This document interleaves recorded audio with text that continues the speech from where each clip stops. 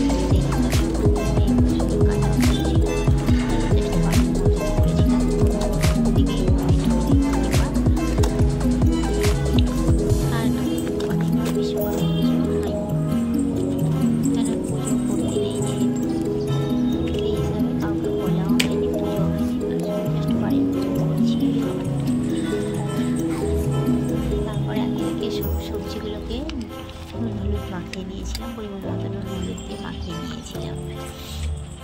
মাখানোর পরে তেলটা গরম করে তারপর সব সবজিগুলো একে একে সব ভেজে নিয়েছিলাম, লাল লাল করে ভেজে।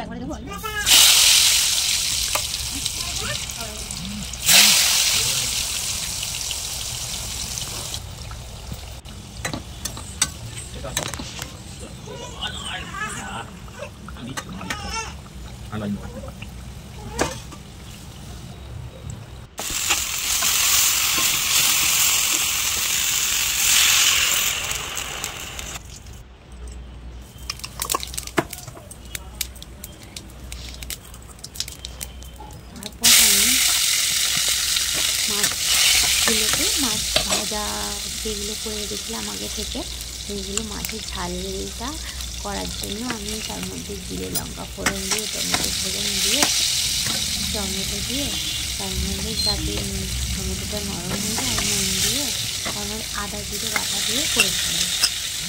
ভালো করে মশলাটা কষিয়ে নিয়েছিলাম। কষানোর পর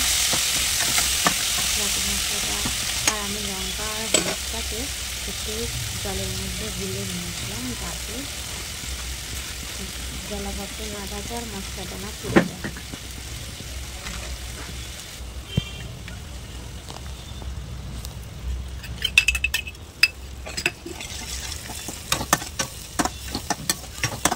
মশলাটা কত সুন্দরভাবে কষানো হয়ে গেছে। আর ছাড় যে আমি ভালো করে চেপে চেপে দিচ্ছি। দিচ্ছিলাম যাতে টমেটোগুলো না শক্ত হয়ে থাকে বা মুখের মধ্যে না পড়ে, একটু যাতে গলে গলে যায়। মশলাটা খুব সুন্দরভাবে গ্রেভিটা হবে, গ্রেভিটা খুব সুন্দর হয়েছে। তার মধ্যে পরিমাণ মতো আমি জল দিয়ে দিয়েছিলাম।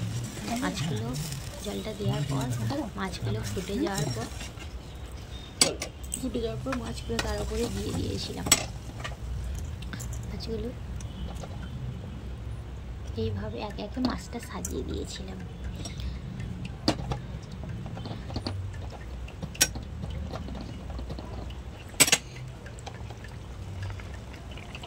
মাছটা সাজিয়ে দিয়ে তার মধ্যে ধনে পাতা দিয়ে খানিকক্ষণ চাপা দিয়ে রেখেছিলাম। এত সুন্দর টেস্ট হয়েছিল।